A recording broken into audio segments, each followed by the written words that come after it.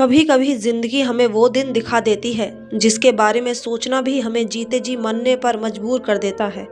मैंने भी कुछ ऐसा ही देखा था, लेकिन मैंने किसी को जिंदा होते हुए देखा था और वो दिन मैं कभी नहीं भूल सकी। आज इस वाक्य को 40 साल हो गए, मगर ऐसा लगता है जैसे कल की ही बात हो। मेरा नाम दिया है और मैं एक बहुत ही गरीब घर में पैदा हुई थी। मगर मेरी पैदाइश का दिन भी आम नहीं था, बल्कि उस दिन कुछ अजीब हुआ था जिसके बारे में किसी ने सोचा तक नहीं होगा। और मुझे ये बात तब पता चली जब मैं 9 साल की हुई। मेरे पापा जूते पॉलिश करने वाले मजदूर थे। सुबह से लेकर रात देर तक वो स्टेशन के करीब बैठे आने जाने वाले लोगों के जूते पॉलिश करके कुछ ना कुछ कमा लेते थे। मगर हकीकत तो ये थी कि उन्हें अपनी ज़िंदगी की खराब गाड़ी को मरम्मत करते करते सारी ज़िंदगी बीत रही थी, मगर कुछ भी अच्छा नहीं होता था। घर में बैठी मेरी माँ सारा दिन पापा की राह तकती थी कि कब वापस आए और अपने बूढ़े बाप को संभाले, क्योंकि मेरी माँ अपने ससुर को नहीं संभाल सकती थी। वे पिछले 3 साल से बिस्तर पर पड़े थे। पापा दादा को संभालते और उनकी सेवा करते थे, मगर 4 महीने पहले पापा जहाँ काम करने के लिए बैठते थे वहाँ पर पैसे नहीं कमा पा रहे थे। गुजर बसर पहले ही बड़ी मुश्किल से हो रहा था और खाने खाने के लाले पड़ गए थे, तो पापा ने किसी से मदद लेकर स्टेशन के बाहर बैठना शुरू कर दिया। वे तो चाहते थे कि उन्हें प्लेटफॉर्म पर ही जगह मिल जाए, मगर उसके लिए बहुत सारे पैसे घूंस देने पड़ते। इसलिए पापा ने स्टेशन के बाहर चौराहे पर अपना काम करना शुरू कर दिया था। आमदनी तो पहले से बेहतर हो गई, मगर वक्त बहुत लगता था। पहले पहले तो पापा सुबह काम पर निकल जाते थे और रात को देर से वापस आते थे, मगर फिर उनके पीछे बीमार बिस्तर पर पड़े बीमार बाप को देखने वाला कोई नहीं था। इसलिए सुबह 9 बजे निकलते और रात को 12 बजे या 1 बजे वापस आते थे। इस दौरान दादाजी अपने कपड़े भी गंदे कर लेते थे और टूटी फूटी चारपाई पर अपने बिस्तर को भी खराब कर लिया करते थे। फिर रोज रोज उन्हें धोकर साफ करना, फिर उनके नीचे बिस्तर बिछाना मुमकिन नहीं था। इसलिए पापा ने उसके ऊपर प्लास्टिक बिछाना शुरू कर दिया। मैं एक छोटे से इलाके के एक छोटे से घर में रहती थी, जो किसी ज़माने में दादाजी ने एक एक पाई जोड़कर खरीदा था। घर में सिर्फ 2 कमरे थे। एक कमरे में दादा के साथ पापा सोते थे, जबकि दूसरा कमरा तो चिड़ियाघर से कम नहीं था, क्योंकि वहाँ माँ के साथ हम 7 भाई बहन सोते थे। असल में हम 4 बहनें और 3 भाई थे। हम चारों बहनें बड़ी थी, उसके बाद 2 भाई जुड़वा थे और सबसे छोटा भाई माँ की गोद में था। जुड़वा भाई पैदाइशी तौर पर बहुत कमज़ोर थे और उन पर हर बीमारी बहुत जल्दी हमला करती थी। इसलिए माँ और पापा बहुत परेशान रहते थे। मेरी उम्र 7 साल थी जब दादा को लकवा का अटैक हुआ था और उनके बाएं साइड पूरी तरह से बेकार हो गई थी। पापा के लिए ये बड़ा झटका था, क्योंकि पहले ही घर के हालात बहुत ही ज़्यादा खराब थे और घर में दादा के बाद और कोई मदद करने वाला नहीं था जो दादाजी को संभाल सके। एक के बाद एक परेशानी मानो गेट के पास खड़ी रहती थी। उन्होंने शायद कभी ज़िंदगी में सोचा नहीं होगा कि मम्मी के साथ पसंद की शादी करने के बाद भी ज़िंदगी इतनी तंगी में गुजरेगी कि दोनों परेशानियों में घिर के रह जाएंगे। मेरे पापा अपने माँ बाप के इकलौते बेटे थे। माँ बाप का ताल्लुक भी गरीब घर से था, मगर अपनी औलाद के लिए उन्होंने बहुत कुछ सोचा था। बहुत सारे सपने अपनी आंखों में सजाए थे। अपने इकलौते बेटे को पढ़ा लिखाकर एक कामयाब इंसान बनाना चाहते थे, मगर ज़िंदगी ने कभी उन्हें अपने हालात सुधारने का मौका ही नहीं दिया। बच्चों को पढ़ाना लिखाना तो बहुत दूर की बात थी। जब मेरे पापा स्कूल के जाने की उम्र में पहुँचे तो दादाजी ने काफ़ी दूर बने हुए सरकारी स्कूल में पापा का दाखिला करवा दिया। खुद साइकिल में सवार होकर अपने बेटे को स्कूल छोड़ने जाते थे और वापस लेने भी आते थे। लेकिन सबसे पहले तो इस साइकिल में दादाजी का साथ छोड़ा। दादाजी ने साइकिल को कई बार ठीक करवाया था, मगर चांद निकलने के बाद वह चलने से इनकार कर देती थी। मगर दादाजी ने हिम्मत नहीं हारी और अपने दोस्त से साइकिल मांगकर पापा को ले जाने और लाने लगे। लेकिन जब मेरे पापा 12 साल के हुए तो दादी अचानक से बहुत ज़्यादा बीमार पड़ गई। दादा और दादी ने अपनी सारी ज़िंदगी नुस्खों और टोटकों से इलाज करते हुए गुजारी थी। हालांकि कभी भी किसी एक टोटके में भी पूरी चीज़ नहीं खरीद पाते थे। इसलिए दादी जब बहुत ज़्यादा बीमार हुई तो दादा ने कभी नीम के पत्तों की शरबत उन्हें देना शुरू कर दिया। उसके अलावा दादा ने अपनी तरफ से कोई कसर न छोड़ी। मगर 2 हफ्तों पूरे हो चुके थे और दादी की तबीयत ठीक होने का नाम नहीं ले रही थी। मजबूर होकर दादा ने दादी को सरकारी अस्पताल में ले जाने का इरादा किया, जो हमारे इलाके से काफ़ी दूर था और पापा को अपने पड़ोसी के हवाले करके वे अस्पताल चले गए। लेकिन दादी वहाँ 4-5 दिन दाखिल रहने के बाद दम तोड़कर ही घर वापस आई थी। उनके दोनों किडनी फेल हो चुकी थी, जिसकी वजह से वह ऊपर वाले को प्यारी हो गई और ये मेरे पापा पर गिरने वाली उनकी ज़िंदगी की बहुत बड़ी क़यामत थी, जब वह एक माँ की ममता से दूर हो गए थे। यूँ तो दादाजी अपने बेटे से बहुत प्यार करते थे और उनका बहुत ख्याल रखने की भी कोशिश करते, मगर ऐसा लगता था जैसे सब कुछ दादी के साथ ही ख़त्म हो गया। दादाजी मेहनत मजदूरी करने वाले आदमी थे, लेकिन अब बच्चों के साथ साथ घर और कमाने को एक जैसी अहमियत और वक्त नहीं दे पाते थे। बहुत कोशिशों के बावजूद भी ऐसा मुमकिन नहीं हो पाया, तो मजबूर होकर दादा ने पापा को स्कूल से निकलवा दिया। वह उस वक्त 5वीं क्लास में पढ़ रहे थे और एग्ज़ाम दिए बगैर ही दादा ने उन्हें स्कूल से निकलवा दिया। जब आगे पढ़ने के ही कोई आसान नज़र नहीं आ रहे थे, तो इम्तिहान दिलवाकर क्या हो जाता, यही सोचकर दादा ने ये कदम उठाया था और फिर पापा को अपने साथ साथ रखने लगे। ऐसे ही दादाजी के साथ यहाँ से वहाँ काम करते हुए पापा जवान हुए थे और पापा ने जूते पॉलिश करने का काम दादाजी से सीखा था। मेरे पापा को अपने दूर के बुआ की लड़की पसंद थी, लेकिन वे लोग अपनी बेटी का रिश्ता मेरे पापा के साथ नहीं करना चाहते थे, क्योंकि दादाजी की हालत इतनी ख़राब थी कि मेरे नाना तो क्या, शायद कोई भी अपनी बेटी का रिश्ता देने को तैयार ना होता। हालांकि जब दादाजी ने अपने बेटे के लिए रिश्ता मांगा तो तब उन्हें पता चल गया कि उनकी बेटी की भी यही मर्जी है। उसके बावजूद भी उन्होंने रिश्ता देने से इनकार कर दिया और मेरे बड़े भाई को घर से निकाल जाने को कह दिया।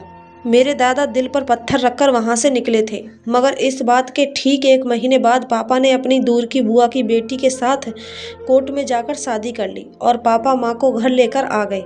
मगर दादा ने उन दोनों के रिश्ते को दिलो जान से कबूल कर लिया, लेकिन माँ के घर वालों ने तो अपनी बेटी को माफ़ किया और ना ही इस शादी को कबूल किया था, और फिर कभी पलटकर अपनी बेटी की खबर तक नहीं ली। यहाँ तक कि जब दादाजी को लकवा मार गया था, तब भी माँ के घर से कोई नहीं आया था। बड़ी मुश्किलों से ज़िंदगी की गाड़ी को पापा अकेले ही धक्का लगा रहे थे। एक के बाद एक साथ बच्चों की पैदाइश ने तो जैसे पापा की कमर तोड़ दी थी, और माँ अपने हालात और सेहत का सारा गुस्सा हम सब भाई बहन पर निकालती थी। हम चारों बहनों में से मेरा नंबर दूसरा था, इसलिए छोटी बहन भाइयों को संभालना भी हम दोनों बहन के जिम्मे था। खास तौर पर दोनों जुड़वा भाइयों को ज़्यादातर मैं संभालती थी। शुरू में तो मुझे बहुत मुश्किल होती, लेकिन जैसे मुझे उन दोनों की आदत हो चुकी थी। वे दोनों ही ठीक से चल फिर नहीं पाते थे, थोड़ा सा चलते ही उनका सांस फूलने लगता था। इसलिए मेरी कोशिश होती थी कि मैं उन्हें खेलने और दौड़ने ना दूँ। अगर उनकी तबीयत खराब हो गई तो परेशानी अलग होगी और दवाइयों का खर्चा भी बढ़ जाएगा। हमारे वक्त और हालात ने हमें उम्र से पहले ही बड़ा कर दिया था। मैं 12 साल की थी, मगर मेरी समझ बूझ बाकी बहनों से ज़्यादा थी, और कद काठी भी इसलिए मैं सबसे बड़ी लगती थी और कोई मुझे देखकर कहता ही नहीं था कि मैं 12 साल की हूँ, बल्कि अक्सर लोग तो समझते कि मैं 15-16 साल की हो चुकी हूँ। हम दोनों बहनें जितना मुमकिन हो सकता था घर के काम कर दिया करते थे, क्योंकि माँ बीमार रहने लगी थी। वह कमज़ोर भी बहुत थी, मगर जब से छोटे भाई की पैदाइश हुई थी तो माँ का सांस भी बहुत जल्दी फूलता था और दिल की धड़कन भी तेज़ रहने लगी थी। डॉक्टर कहते थे कि माँ को खून की कमी है, अच्छी खुराक और दवाई खाने से वह ठीक हो सकती है। मगर घर में इतनी सारी परेशानी थी कि माँ और पापा ने खुद पर ध्यान ही नहीं दिया, जिसका नतीजा ये निकला कि आहिस्ता आहिस्ता माँ की बीमारी भी बढ़ती जा रही थी। खून की कमी की वजह से उन्हें चक्कर आ जाते, शरीर का रंग भी पीला पड़ता जा रहा था, जबकि मेरा सबसे छोटा भाई अभी 1.5 साल का था। डॉक्टर कहते थे अगर माँ बच्चे को दूध पिलाती रही तो और भी कमज़ोर हो जाएगी, इसलिए मजबूर होकर माँ ने उसका दूध भी छुड़वा दिया। हमारे घर में तो चाय भी नहीं बनती थी। पानी में बिस्कुट डुबोकर हम सब नाश्ता करते थे। हालात बद से बदतर होते जा रहे थे और सारी की सारी परेशानियां पापा के सर पर थीं।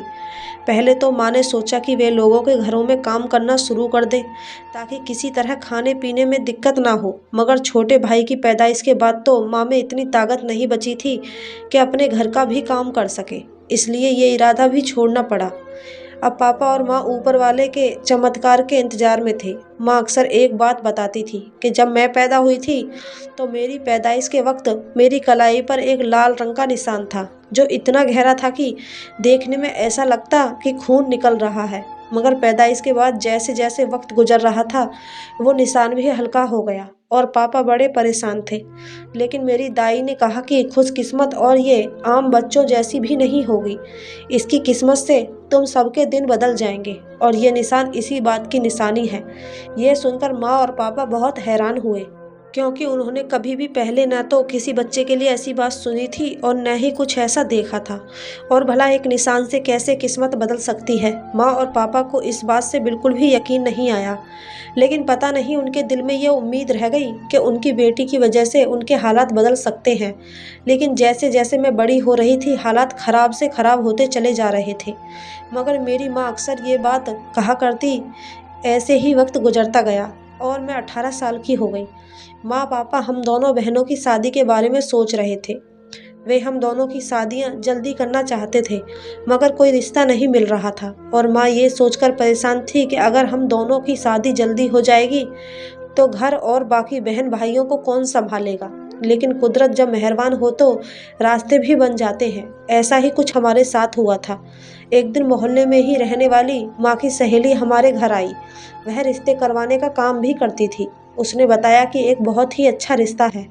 तो मैंने तुम्हारी दोनों बेटियों की तस्वीर उन्हें दिखाई है। उन्होंने दिया को अपने बेटे के लिए बहुत पसंद किया है और वह यहाँ पर रिश्ता जोड़ने के लिए तैयार है। माँ ने कहा कि उन्हें हमारे घर के हालात भी बता देती और ये भी कि हम कोई दहेज वगैरह भी नहीं दे सकते। माँ की सहेली कहने लगी कि मैंने सब कुछ बता दिया है।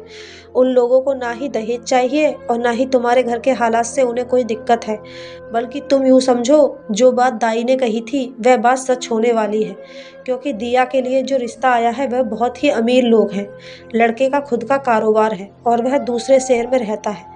उन लोगों ने अपने 2 बड़े बेटों की शादियां अमीरों से करवाई थी और मगर दोनों बहुएं अच्छी नहीं निकली। तो उन्होंने फैसला किया कि किसी गरीब घर की बेटी को अपने घर की दुल्हन बनाएंगे।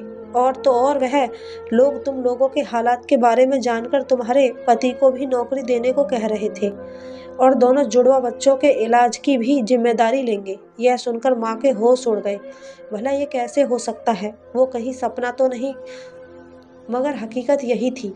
आंटी ने माँ को यकीन दिलाया तो माँ ने उन्हें घर पर बुलाने को कह दिया।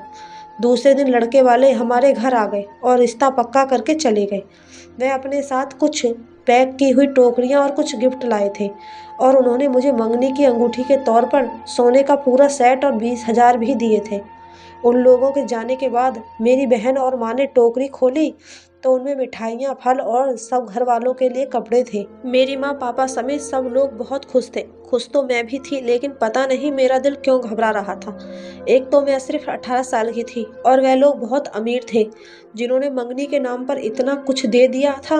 उनकी बराबरी भला हम कैसे कर सकते थे? इस बात को लेकर मम्मी पापा दोनों परेशान थे, क्योंकि जब वे लोग आए तो हमारे घर में ढंग की जगह भी नहीं थी कि उन्हें बिठाया जा सके। मम्मी ने रिश्ते करने वाली आंटी से कुछ पैसे उधार लेकर उनकी खातिरदारी के लिए कुछ चीज़ें मंगवाई थी, लेकिन उन्होंने किसी भी किस्म का कोई भी नकारा नहीं किया और बड़े अच्छे से बात करते रहे। मेरी मंगनी पर तो मम्मी पापा को यकीन हो गया कि उनके बुरे वक्त से निकलने का जरिया है। अब वह चाहते थे कि मेरी बड़ी बहन का भी रिश्ता हो जाए और हम दोनों की शादियां एक साथ कर दी जाएं, क्योंकि मेरे ससुराल वालों को बहुत जल्दी थी। इसलिए मम्मी ने अपनी सहेली को मेरी बड़ी बहन के लिए रिश्ता ढूंढने को कहा और 1 हफ्ते के बाद उसका भी एक अच्छे घर में रिश्ता हो गया और 1 महीने बाद ही हम दोनों की शादी थी। मेरे ससुराल वालों ने दहेज लेने से साफ इनकार कर दिया था, मगर उन्होंने खुद मेरी बहन के लिए दहेज दिया और वे अपना सामान लेकर घर से विदा हुई, जिस पर वह बहुत खुश थी। और शादी से पहले मेरे ससुराल वालों ने अपना वादा भी पूरा किया। पापा को एक जूते की दुकान खोल कर दी, मेरे दोनों भाइयों का इलाज करवाया और माँ का भी इलाज शुरू हो गया था। 1 महीने में हमारे हालात कैसे बदल गए कि हमें यकीन भी नहीं आ रहा था और मैं विदा होकर अपने पति नीरज के घर चली गई। मैं जिस घर में विदा होकर गई थी वह बहुत बड़ा बंगला था। उस बंगले में रहने वाले लोगों के दिल भी बड़े थे। घर में सास ससुर के अलावा मेरे 2 जेठ अपनी बीवी बच्चों के साथ रहते थे। मेरी 3 ननद थी जिनकी शादियां हो चुकी थी, लेकिन एक ननद अपने बच्चों के साथ यहीं रहती थी। वह 2 साल पहले ही विधवा हुई थी। उसके बाद मेरे ससुर उसे यहाँ पर लेकर आ गए। मुझे ये सब कुछ मेरी सास ने शादी के तीसरे दिन बताया था और ये भी बताया था कि मेरी दोनों जेठानी ननद के वापस आ जाने से खुश नहीं हैं और दोनों ही अलग होना चाहती हैं। मगर ससुर जी ने साफ साफ कह रखा है कि उनके जीते जी किसी भी बेटे को अलग नहीं होने देंगे, क्योंकि उनकी वसीयत के मुताबिक माँ बाप के मरने के बाद ही उन सबको अपना हिस्सा मिल सकता था। अगर कोई बेटा या बेटी माँ बाप के जिंदा रहते हुए अगर अलग हुए और जायदाद की मांग की तो उन्हें जायदाद से कुछ भी नहीं मिलेगा।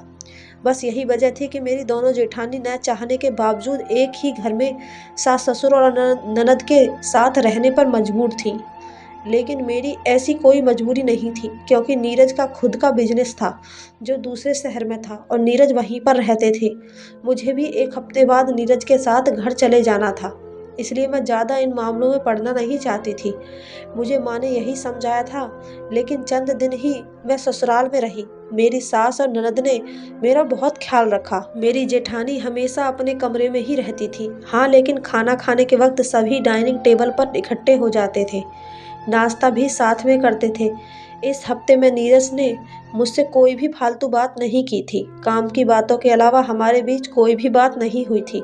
मुझे एक हफ्ते बाद भी पता नहीं चला कि नीरज को खाने में क्या पसंद है, ये कौन से रंग के कपड़े पहनना पसंद करते हैं। उन्होंने तो मेरी तारीफ भी नहीं की थी।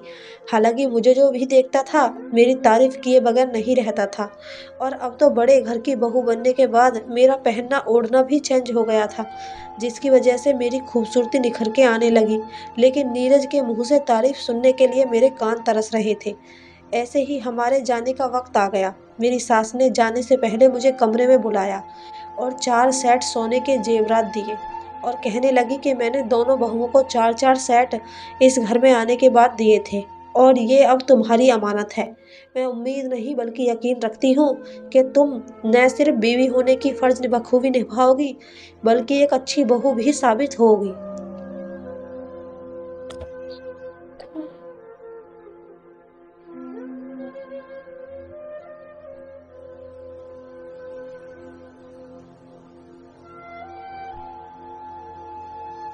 उसके बाद मेरी सास ने मुझसे बड़ी अजीब बात कही, जिसका पूरा मतलब मुझे कुछ अरसे बाद समझ में आने वाला था। उन्होंने कहा कि नीरज कुछ अलग आदतों का और अलग तबीयत का मालिक है, इसलिए उसकी किसी भी बात का बुरा मत मानना और उसके साथ रहते हुए कोशिश करना कि नीरज का दिल जीत सको। और अगर कुछ गड़बड़ देखो तो मामले को उस वक्त संभाल लेना। मैंने अपनी सास के हाथ पर हाथ रखते हुए उन्हें तसल्ली दी और हम लोग फिर दूसरे शहर के लिए रवाना हो गए। 3 घंटे बाद मैं अपने घर पहुंची थी। ये घर उतना बड़ा तो नहीं था, लेकिन ये घर मेरे लिए ताजमहल से कम नहीं था। नीरज ने मुझे पूरा घर नहीं दिखाया था। वो तो इस तरह रहते थे जैसे हमें साथ रहते हुए कई साल हो गए हों। दूसरे दिन जब वो ऑफिस चले गए, मैंने पूरे घर की तलाशी ली। घर के नीचे वाले पोर्शन में 4 कमरे थे और ऊपर 2 कमरे बने हुए थे, जबकि वहाँ पर ताला लगा हुआ था। और ये बात मुझे बहुत अजीब सी लगी, क्योंकि बाकी किसी भी कमरे पर ताला नहीं लगाया गया था। मैंने सारे कमरे खोलकर भी देखे। कमरे बहुत साफ सुथरे थे। मैं अभी घर देख ही रही थी कि दरवाजे पर किसी की दस्तक हुई। मैं नीचे उतरकर दरवाजे की तरफ गई तो पता चला कि नौकरानी आई है। उसने मुझे देखते ही नमस्ते किया और फिर घर की सफाई करने लगी। वह लगातार बोल भी रही थी।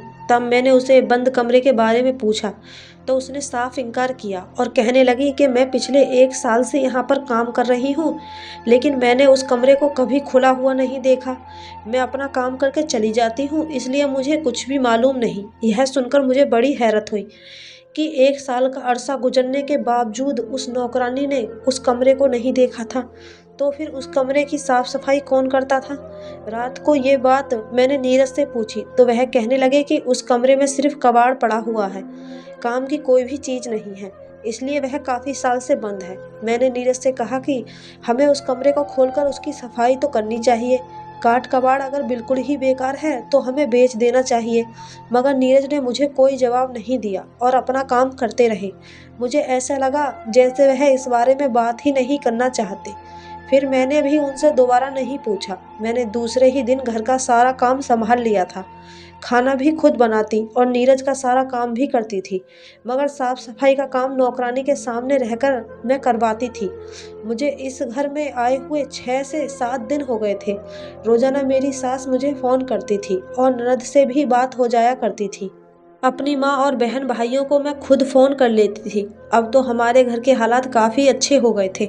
पापा अपनी दुकान चला रहे थे। उन्होंने मेरे दोनों जुड़वा भाइयों को भी अपने साथ दुकान में बिठाना शुरू कर दिया। उन दोनों का इलाज भी हो रहा था और वो बेहतर भी हो गए थे। अब घर के हालात भी पहले जैसे नहीं रहे थे और माँ को अच्छी खुराक भी मिल रही थी। मैंने अपनी माँ से कहा कि मेरी दोनों बहनों की शादियाँ इतनी जल्दी नहीं करना, कि छोटी सी उम्र में वह जिम्मेदारियाँ उठाने लग जाए। मुझे अच्छा लग रहा था कि मेरी माँ बाप और बहन भाई अच्छी ज़िंदगी गुजार रहे थे, मगर दिल उदास भी हो जाता था कि एकदम उनसे बहुत दूर आ गई। मैं भी अपने घर में दिल लगाने की बहुत कोशिश की, मगर मेरा दिल नहीं लगता था, क्योंकि नीरज सारा दिन ऑफिस में रहते, शाम को 6 बजे लौटते थे, चुपचाप खाना खाते और फिर स्टडी रूम में चले जाते थे। वहीं पर मैं उन्हें चाय या कॉफ़ी बनाकर दे देती। यहाँ तक कि कमरे में सोने के लिए भी काफ़ी देर से आया करते थे और मुझे शुरू से ही ज़्यादा नींद आती थी, इसलिए मैं तो 10 बजे लेटते ही सो जाती थी और फिर सुबह ही मेरी आँख खुलती थी। मगर एक रात अचानक मेरी आँख खुल गई तो मुझे गाने बजाने और घुंघरू की आवाज़ सुनाई दी। मैं बड़ी हैरान हुई, लेकिन फिर सोचा कि हो सकता है आसपास कोई शादी हो और वहीं पर गाने चल रहे होंगे, इसलिए मैं करवट लेकर दोबारा सो गई। नीरज भी कमरे में मौजूद नहीं थे, मगर मैंने ज़्यादा तवज्जो नहीं दी, क्योंकि वह अक्सर देर से ही आकर सोते थे। अगर 3-4 दिन बाद फिर ऐसे ही हुआ। रात को गाने बजाने की आवाज़ से मेरी आँख खुली। मैंने फिर वही सोचा कि कहीं शादी हो गई, लेकिन अगले दिन नौकरानी से पूछा कि कल मोहल्ले में कोई शादी थी, तो उसने बताया कि यहाँ पर आसपास कोई शादी नहीं हो रही, और अगर होती भी है तो शादियों में कोई घुंघरू बांध के थोड़े ही नाचता है। यह सुनकर मेरा भी माथा ठनक गया। वो बात तो ठीक कर रही थी, पर मुझे शक सा होने लगा। मगर अगले 3-4 दिन सुकून से गुजर गए और फिर एक रात फिर मुझे घुंघरू की आवाज़ सुनाई दी, मगर उस दिन कोई म्यूजिक या गाना नहीं बज रहा था, सिर्फ घुंघरू छन छन कर रहे थे। मैं लेटी हुई गौर से वह आवाज़ सुन रही थी। कुछ समझ नहीं आ रहा था कि आवाज़ कहाँ से आ रही है। कभी लगता कि मेरे घर में से ही आवाज़ आ रही है और कभी ऐसा लगता कि बहुत दूर से सुनाई दे रही है। मुझे कुछ समझ नहीं आ रहा था। मैं इसी सोच में थी कि आवाज़ आना बंद हो गई और कुछ देर बाद नीरज भी कमरे में आ गए। मैंने उनसे पूछा कि वह अभी तक स्टडी रूम में थे, तो उन्होंने इस बात पर सर हिलाया और कंबल ओढ़कर लेट गए। 2 दिन बाद जब मैं सो रही थी कि फिर से घुंघरू की आवाज़ आना शुरू हुई, तो मैं उठकर बैठ गई। घड़ी पर नज़र डाली तो पूरे 3 बज रहे थे और नीरज भी बेड पर मौजूद नहीं थे। मैंने बाल समेटे और कमरे से बाहर निकल गई। जैसे ही कमरे से बाहर कदम रखा तो मुझे वजीहा महसूस हुआ कि घुंघरू की आवाज़ तो हमारे ही घर के ऊपर के पोर्शन से आ रही है। मैं डर गई, लेकिन फिर फटाफट स्टडी रूम की तरफ चली गई। लेकिन हैरानी तो तब हुई जब वहाँ पर नीरज भी मौजूद नहीं थे। चाय का कप भी वैसे का वैसा ही पड़ा हुआ था। घुंघरू की आवाज़ लगातार आ रही थी। मैं डरते हुए सीढ़ियाँ चढ़ने लगी। ऊपर पहुँचते हुए मेरी सांस अटक रही थी और मुझे पसीने आने लगे, क्योंकि आवाज़ तो उसी कमरे से आ रही थी जिस पर हमेशा ताला पड़ा रहता था, लेकिन आज तो वहाँ पर ताला भी नहीं था। मैं बड़ी हिम्मत करके आगे गई और जाकर दरवाजे के पास खड़ी हो गई। फिर और हिम्मत जमा करके दरवाजे पर हाथ रखा तो खुला हुआ था। जैसे ही अंदर झांककर देखा तो मेरे कदमों के नीचे से ज़मीन निकल गई, क्योंकि नीरज ने अपने एक पैर में घुंघरू बांध रखे थे। आंखें बंद करके गोल गोल चक्कर लगा रहे थे। यह देखकर मेरी तो चीख निकल गई। नीरज रुक गए, उनका ध्यान टूट गया और हैरत से मेरी तरफ देख रहे थे। फिर एकदम से शर्मिंदा हुए और उन्होंने घुंघरू उतार के साइड पर रख दिया। मैं सब कुछ खड़ी खड़ी देखती रही और नीरज वही कमरे में रखे सोफे पर बैठ गए। कमरा बिल्कुल साफ सुथरा था, जिसमें कारपेट बिछा हुआ था। काट कबाड़ नाम की तो कोई चीज ही नहीं थी और कमरे की सेटिंग को देखकर ऐसा लग रहा था जैसे उसे किसी इंटीरियर डेकोरेटर ने सजाया हो। मैं अभी तक दरवाजे के पास ही खड़ी थी। नीरज ने मुझे अपने पास आने का इशारा किया और बैठने के लिए कहा, तो मैं सोफे पर उनके बराबर बैठ गई। तो नीरज कहने लगे कि मैंने तुम्हें कोई धोखा नहीं दिया कि तुमसे कभी कुछ छुपाता फिरूं। बस मेरा एक दोस्त मांझी है जिसकी यादें मेरा पीछा नहीं छोड़ती, और मैं उन यादों को ताज़ा करने के लिए ये घुंघरू पहनकर उसे महसूस करता हूँ। ये कहकर घुंघरू की तरफ देखने लगे और मेरी तरफ देखने लगे और बोले कि उसका नाम सोनिया था। उसे डांस करने का बहुत शौक था। वे एक कथक डांसर थी। हम दोनों एक ही कॉलेज में पढ़ते थे। मुझे उससे मोहब्बत थी और वह भी मुझसे मोहब्बत करती थी। कॉलेज के बाद जब वो कथक डांस की क्लास लेने जाती तो मैं उसे छोड़ने भी जाता था और लेने भी जाया करता था। उसके घर वालों को भी हमारी दोस्ती के बारे में मालूम था और हम दोनों शादी का इरादा भी कर चुके थे। मैं इससे पहले कि अपनी फैमिली को रिश्ते के लिए सोनिया के घर भेजता, एक दिन अचानक कथक क्लास के वापसी पर रास्ते में हमारी गाड़ी का एक्सीडेंट हो गया, जिसमें उसकी जान चली गई और मैं जिंदा बच गया। हालांकि गाड़ी ड्राइवर चला रहा था, मगर फिर भी मुझे ऐसा लगता है कि जैसे मैं ही उसका कसूरवार हूँ। ये वाकया आज से 3 साल पुराना है। मेरे घर वाले भी इसके बारे में जानते हैं कि कैसे मैं ज़िंदगी से दूर हो गया था। मैंने सब कुछ छोड़ दिया था और अपने कमरे में ही पड़ा रहता था। मम्मी पापा मुझे कितना समझाते, मगर मैं अपने दुख में उभरता ही नहीं था। फिर जब मेरी बहन विधवा होकर वापस आई तो उसे और उसके बच्चों को देखते हुए मैंने हिम्मत की, क्योंकि मेरे दोनों बड़े भाई तो अपनी ही बहन से नज़र भेदने के इरादे करके बैठे हुए हैं। भाभियाँ तो नंद और उसके बच्चों को बिल्कुल बर्दाश्त नहीं करती। मैं बड़ी मुश्किल से ठीक हुआ और 1 साल पहले ही ये कारोबार शुरू किया है और मैं उसे अपने साथ रखना चाहता हूँ, अगर तुम साथ दो तो। पर मुझे नहीं मालूम कि मैं अपने बीते कल को कैसे भूलूंगा, लेकिन यकीन रखो मैं अब सिर्फ तुम्हारा हूँ।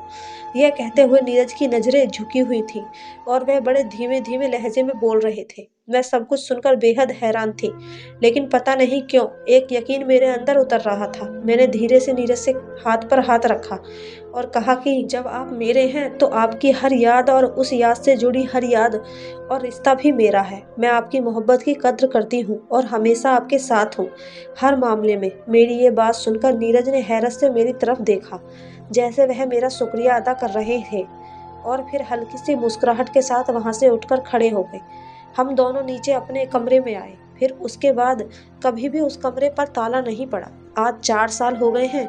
मैं अपने एक बेटे के साथ अभी भी उसी घर में रहती हूँ और नीरज एक अच्छे पति और एक अच्छे बाप का किरदार निभा रहे हैं। मेरे ससुर की मृत्यु हो गई है, मगर मेरी सास अभी जिंदा है और वह अपने दोनों बेटों के साथ रहती हैं। आगे चलकर मेरी ननद और उनके बच्चों की जिम्मेदारी हम पर है। दोस्तों, ये थी हमारी आज की कहानी। आपको कहानी कैसी लगी हमें कमेंट करके ज़रूर बताएं। कहानी अच्छी लगी हो तो वीडियो को लाइक और चैनल को सब्सक्राइब ज़रूर करें। धन्यवाद दोस्तों।